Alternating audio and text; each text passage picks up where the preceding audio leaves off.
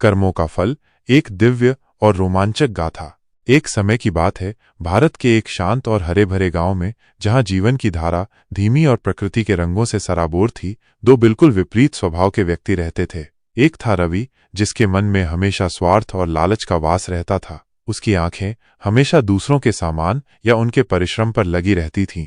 वो मीठी बातें बोलकर लोगों को फंसाने में माहिर था और उसका एकमात्र लक्ष्य था किसी भी तरह से अपना फायदा निकालना, भले ही उसमें किसी और का नुकसान क्यों न हो जाए। दूसरी ओर थे मोहन, गांव के सबसे सम्मानित और पूजनीय व्यक्ति। उनकी पहचान उनकी ईमानदारी, कड़ी मेहनत और दयालुता से थी। मोहन की मेहनत उनके खेतों में हर साल हरी भरी फसलों के रूप में साफ दिखाई देती थी, और उनका दिल इतना विशाल था कि वे किसी की भी मदद करने को हमेशा तैयार रहते थे।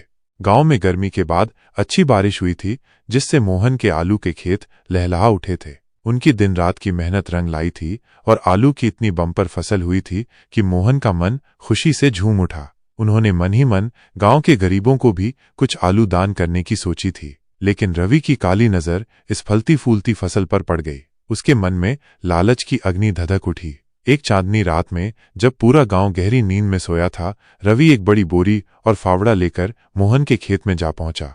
उसने बिना किसी रिमोर्स के रातों रात मोहन के खेत से सारे आलू चुरा लिए और चुपचाप अपने घर ले आया। सुबह जब मोहन अपने खेत पर गए तो उन्हें विश्वास नहीं हुआ। कल तक जो खेत आलू से भरे थे, वे आज खाली पड़े थे। उनका दिल टूट गया। उन्हें पता था कि रवि ही ऐसा नीच काम कर सकता है, लेकिन उनके पास उसे साबित करने का कोई तरीका नहीं था। मोहन ने गहरी सांस ली और अपने प्रभु से प्रार्थना की। उन्होंने कहा, हे प्रभु, मेरे साथ जो हुआ वो आपके न्याय का हिस्सा है। मुझे विश्वास है कि कर्मों का फल हर किसी को मिलता है, और एक दिन रवि को भी उसके कर्मों का हिसाब देना होगा। रवि ने चोरी के आलू शहर के बड़े बाजार में बेचे। उसने अपनी चतुराई से उन्हें अच्छे दामों पर बेचा और खूब मोटी रकम कमाई। उस पैसे से रवि की आंखों में एक नया सपना पलने लगा। वो गांव के बाहर एक बड़ी जमीन खरीदकर एक आलीशान घर बनाना चाहता था। उसे लगा कि अब उसकी किस्मत चमक गई है और वो मोहन को बेवकूफ बनाकर अमीर बन गया है। उसने तुरंत एक बड़ी जमीन खरीद ली और निर्माण कार्य शुरू करवा दिया। घर की नींव खोदने का काम शुरू हुआ। मजदूर फावड़े चला रहे थे जब अचानक उनकी फावड़ी एक विशाल और सख्त वस्तु से टकराई। वो जमीन के अंदर दबा एक बहुत बड़ा काला पत्थर था। मजदूरों ने अपनी पूरी ताकत लगाई, लेकिन पत्थर टस से मस नहीं हुआ। रवि को गुस्सा आने लगा। उसने खुद भी कोशिश की, अपनी पूरी शक्ति लगा दी, लेकिन पत्थर अपनी जगह से हिला भी नहीं। दिन गुजरते गए, हफ्ते बीत गए, लेकिन वो पत्थर वैसे का वैसा ही पड़ा रहा। रवि के सपनों के आड़े आकर खड़ा हो गया।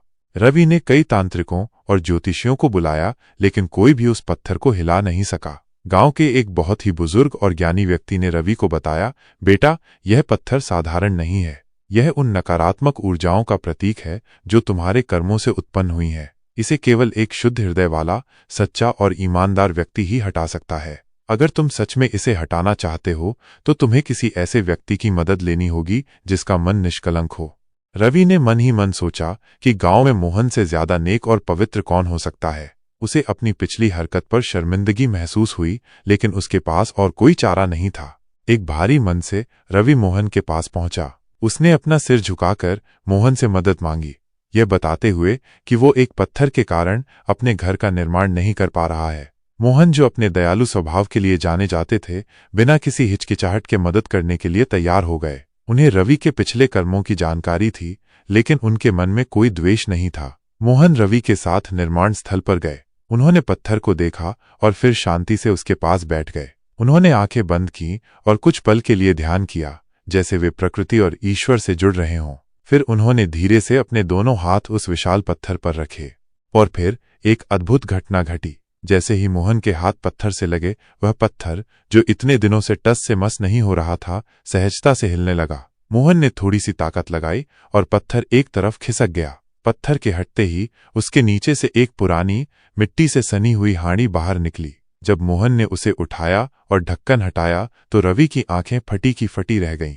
हांडी सोने के सिक्कों से भरी हुई थी। प्राचीन सोने के सिक्के चमक रहे थे और उनकी चमक ने रवि की आंखों को चकाचौंध कर दिया। रवि की आंखों में लालच फिर से चमक उठा। वो हांडी को पकड़ने के लिए आगे बढ़ा, लेकिन मोहन ने उसे रोक दिया। मोहन ने एक गहरी और शांत आवाज में कहा, रवि, ये हांडी तुम्हारे घर की नींव से निकली है, लेकिन ये तुम्हारी नहीं है। यह तुम्हारे उन कर्मों का फल है जो तुमने किए हैं।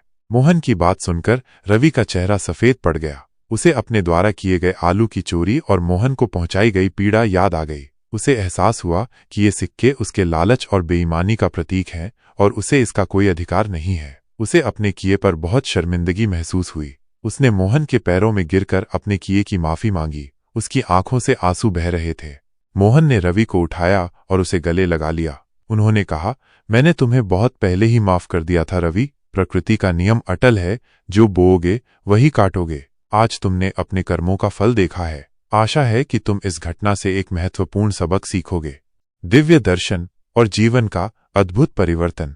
जब रवि ने मोहन के चरणों में अपनी गलती स्वीकार की और सच्चे दिल से पश्चाताप किया, तो एक और अविश्वसनीय घटना घटी। आकाश में एक तेज प्रकाश पुंज उभरा और वातावरण में एक अलौकिक सुगंध फैल गई। उस प्रकाश के बीच भगवान विष्णु अपने दिव्य रूप में प्रकट हुए। उनके मुख पर एक शांत और दिव्य मुस्कान थी और उनके हाथों में शंख, चक्र, गदा और पद्म शोभायमान थे। उनके चारों ओर एक स्वर्गीय आभा थी और उनके दर्शन मात्र से ही मन को असीम शांति मिल रही थी। रवि और मोहन दोनों ही इस अप्रत्याशित दर्शन से स्तब्ध रह गए। वे श्रद्धापूर्वक भगवान के चरणों में झुक गए। उनकी आंखों से भक्ति के आंसू बह रहे थे। भगवान विष्णु ने अपनी मधुर वाणी में कहा, हे रवि, मैंने तुम्हारे पश्चाताप और मोहन की निस्वार्थ भावना को देखा है। यह सोने के सिक्कों से भरा घड़ा तुम्हारे पूर्व जन्मों के अच्छे कर्मों का फल है, जो तुम्हें तभी प्राप्त हो सकता था जब तुम अपने इस जन्म के बुरे कर्मों का प्रायश्चित करते। मोहन की ईमानदारी और दयालुता ने तुम्हें इस सत्य को जानने का अवसर दिया है। भगवान ने आगे कहा, हे मानव, जीवन कर्मों का एक जटिल चक्र है। जो बोते हो वही काटते हो। आज तुमने अपने बुरे कर्मों का प्रायश्चित किया है और सच्चाई की राह पर लौटने का संकल्प लिया है। यह सोने का घड़ा अब तुम्हारा है, परंतु इसका उपयोग केवल लोक कल्याण और धर्म के कार्यों में करना। याद रखना, धन केवल एक साधन है, साध्य नहीं। सच्चा सुख और शांति दूसरों की सेवा और ईमानदारी में निहित है। इतना कहकर भगवान विष्णु अंतर्ध्यान हो गए, लेकिन उनकी वाणी रवि के कानों में गूंजती रही। रवि ने उस दिन से अपनी जिंदगी पूरी तरह बदल दी। उसने उस सोने के सिक्कों वाली हांडी का उपयोग अपने लिए नहीं किया, बल्कि गांव में एक विशाल पाठशाला बनवाई, जहां बच्चों को मुफ्त शिक्षा दी जाने लगी और उन्हें नैतिकता का पाठ पढ़ाया जाता था। उसने एक भव्य कुआं भी खुदवाया, जिससे पूरे गांव को शुद्ध पानी मिलने लगा और सूखे की समस्या हमेशा के लिए खत्म हो गई। उसने मोहन से मिली सीख को अपने जीवन का आधार बना लिया। वो हमेशा दूसरों की मदद करता और ईमानदारी से काम करता। रवि ने कभी फिर कोई गलत काम नहीं किया। उसका जीवन एक उदाहरण बन गया कि कैसे एक व्यक्ति अपने कर्मों से अपना भाग्य बदल सकता है। वह न केवल गांव का सबसे धनी व्यक्ति बना, बल्कि सबसे सम्मानित और प्रिय व्यक्ति भी बना। उसकी कहानी पूरे गांव में फैल गई, एक ऐसी गाथा बन गई जो लोगों को सिखाती थी कि कर्मों का फल न केवल मिलता है, बल्कि वह हमेशा सही समय पर और सही रूप में मिलता है। और सच्चे पश्चाताप तथा अच्छे कर्मों से भगवान भी प्रसन्न होकर आशीर्वाद देते हैं। अगर आपको ये कहानी पसंद आई और आपने इससे कुछ सीखा, तो कृपया इस वीडियो को लाइक करें, अपने दोस्तों और परिवार के साथ साझा करें और हमारे चैनल को सब्सक्राइब करना न भूलें। आपके समर्थन से हमें ऐसी और प्रेरणादायक कहानियां बनाने की प्रेरणा मिलती रहेगी। वीडियो पूरा देखने के लिए धन्यवाद। मुझे आशा है कि आपको ये वीडियो अच्छी लगी होगी। यदि आप और भी ऐसी वीडियो देखना चाहते हैं तो हमारा चैनल सब्सक्राइब कर लें, ताकि हमारी ये वीडियो हर दिन आप तक पहुंच सके। और वीडियो को लाइक और शेयर करना न भूलें। मिलते हैं अगली वीडियो में, तब तक के लिए आप अपना ख्याल रखें। धन्यवाद।